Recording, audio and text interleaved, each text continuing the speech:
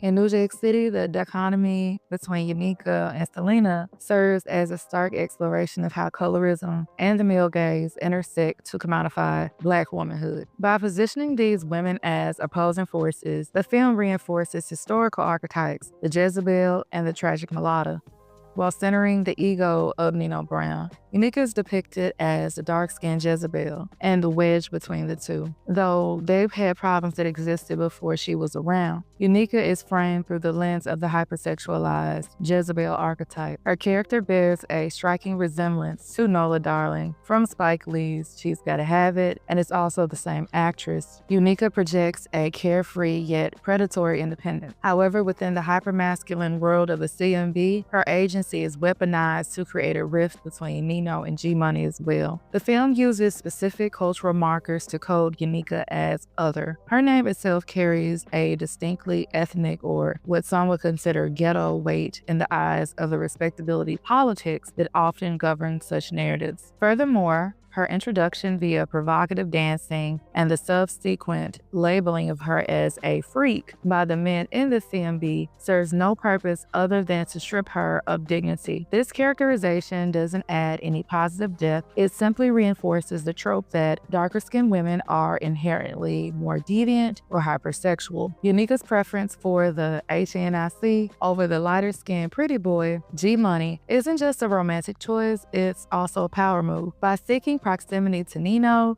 she actively participates in the breaking of the brothers' bond, or that's how it's at least depicted in the movie. The film correlates her darker skin and provocative nature with a perceived lack of loyalty, suggesting that her desire for power makes her a bad woman, whereas Selena's passiveness makes her a good woman. Selena is depicted as the ideal woman under the male gaze. She has lighter skin, is soft-spoken, and decorative.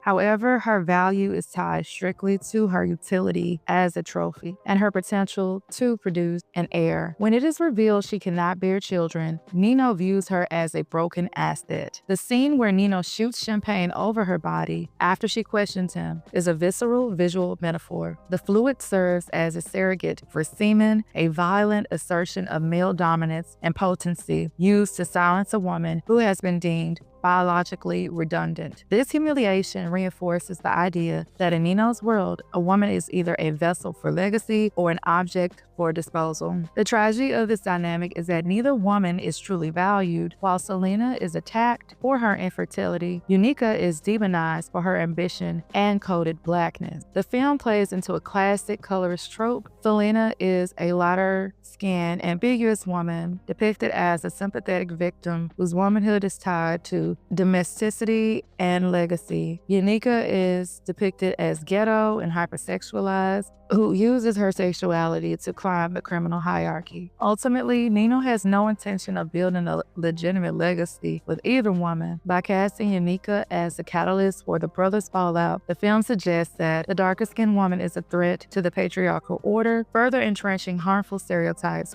regarding skin tone, nomenclature, and moral character.